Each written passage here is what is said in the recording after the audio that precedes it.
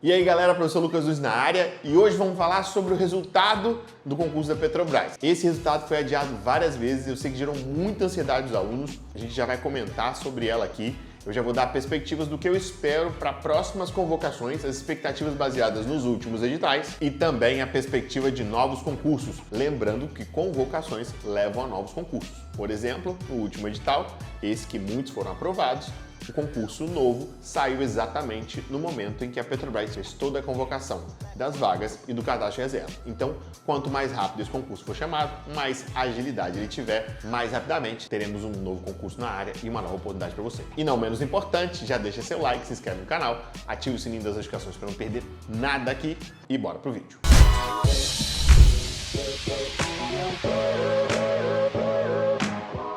Primeiro, é importante pontuar como a Sebrasp não respeita os próprios prazos. A gente teve ruídos tanto na parte do gabarito, teve a questão do atraso para a relação candidato-vaga, que saiu depois. Tivemos uma série de confusões. Eu que até semanas atrás tinha a imagem de que esse edital havia sido um pouco mais organizado do que o último. Mudo minha opinião nesse momento, depois de ver essa série de atrasos, para a liberação do resultado final, uma grande confusão, muitas pessoas muito ansiosas. Eu sei porque eu lembro quando eu esperei pelo meu primeiro resultado e eu fiquei dias que eu nem dormia. Então, se você passa por isso, deixa esses comentários aqui com a sua opinião sobre a Sebrasp, porque assim, é muito delicado passar por isso, gera uma tensão desnecessária e o processo podia ser muito mais ágil, muito mais organizado, como, por exemplo, a Sesgran-Rio fez muito bem nos editais anteriores que ela fazia da Petrobras. E o que mudou desse resultado? Primeiro, as pessoas que tinham a imagem porque estavam como aprovados na lista principal apareceriam nessa lista, porque a empresa tem uma demanda muito grande e tudo mais. Como eu havia dito anteriormente, isso não iria acontecer. A empresa se reserva o direito de convocar, ela não tem nem a obrigação, mas a gente tem a opinião de que sim, serão convocadas todas as vagas do cadastro de reserva, essa é a minha visão. Acredito que de outros colegas também, exatamente pelo momento que a empresa vive, mas além, não. E a gente teve muitas alterações que me surpreenderam, coisas as quais eu havia visto de um jeito um pouco diferente do que aconteceu nesse último.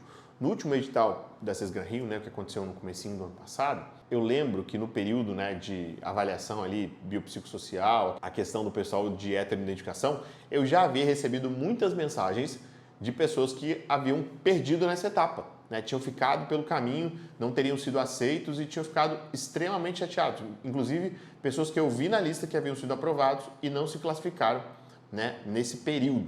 E eu, em algumas lives aqui do canal, inclusive, comentei sobre isso, Era uma história que gerava um certo burburinho e eu falei, gente, não estou dizendo que eu concordo, era o que eu estava vendo acontecer.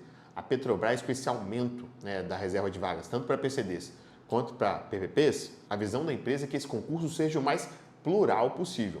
Então, quando a gente pega um exemplo de uma foto de executivos do Grupo XP Investimentos, você vai ver só pessoas brancas. E a Petrobras quer ver isso de um jeito diferente, com pessoas pretas, pessoas pardas, pessoas com deficiência, pessoas brancas, uma pluralidade maior. E com certeza, o ajuste desse processo de heteroidentificação faz essa diferença. Então, só para a gente ter um exemplo muito forte, na última semana a gente teve o ex-BBB, que assim, numa visão geral, numa opinião geral, ele não é pardo, ele é branco, e ele passou no processo de heteroidentificação, fez toda a graduação, e inclusive vários ativistas, vários grupos têm tentado cancelar o diploma dele, por ele ser uma falha do processo de heteroidentificação. Então, eu já havia visto isso acontecer no último edital, e eu fui bem firme aqui nas lives falando sobre isso. Tenha cuidado, só faça a escolha de PCD com vagas na questão de cota, se você de fato tiver direito, se você tiver consciência que você tem direito. A dúvida, prefira a ampla concorrência, porque pode gerar uma falsa expectativa de aprovação. Não estou falando do geral, galera. Eu sei que tem pessoas que foram desclassificadas de forma injusta. Então a Petrobras não está blindada de não realizar injustiças. Vou dar um exemplo para vocês. Eu tenho um grande amigo que trabalhou comigo vários anos em plataformas. Ele era funcionário de uma empresa terceirizada como eletricista, técnico de manutenção elétrica. Ele passou no concurso e ficou reprovado por problemas na coluna. E ele procurou os direitos dele e ele foi admitido. Por quê? Como que a empresa vai desclassificar uma pessoa que pode realizar uma atividade para ela, numa empresa terceirizada, dentro de uma plataforma própria, e ela não pode ser funcionário próprio? Completamente injusto. Como, por exemplo, pessoas que já eram PCDs em outras empresas, têm laudo e foram desclassificados.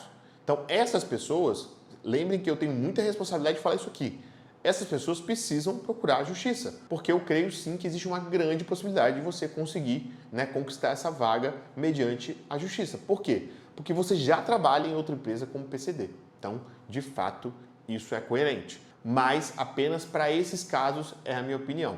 Outros casos eu acho bem complexo, porque fica muito a opinião do analisador, né? Se você de fato tem a limitação ou não tem. E se você quer participar de lives te ensinando a estudar melhor, com mais qualidade, para fazer diferente em próximos editais, para os concursos da Petrobras que estão por vir, tem um link aqui embaixo, basta você clicar nele, se inscrever e receber links exclusivos de lives gratuitas de conteúdo.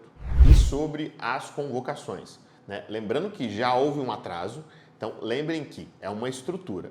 A Sebrasp realiza o processo seletivo, faz toda a avaliação e, posteriormente, ela envia essa lista final para o RH começar a realizar as convocações, mandar os telegramas, fazer todo o processo de contratação. Todo o processo ele depende da Sebrasp. Primeiro, na minha opinião, foram grandes editais muito desgastantes que a Sebrasp realizou.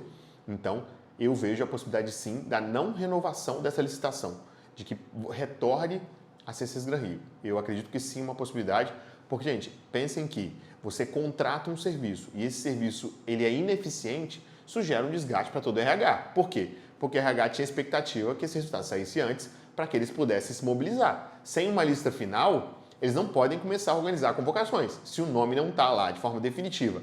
Se, por exemplo, as pessoas com reserva de vagas não haviam sido definidas de forma exata, como é que eu vou realizar a convocação, preparação de todas as próximas fases? Então, sim, gera um desgaste, eu acredito sim na possibilidade, não estou afirmando, mas eu acho que sim, deve ser considerado a troca, porque a gente tem uma banca que também fez editais da Petrobras com muito mais organização. E essas convocações, na minha opinião, vão acontecer de forma muito rápida. Então, se a gente já teve uma perda de tempo, eu acredito que elas vão acontecer no mais rápido que a Petrobras conseguir. Talvez daqui poucas semanas, talvez pouquíssimos meses, já haja essa convocação.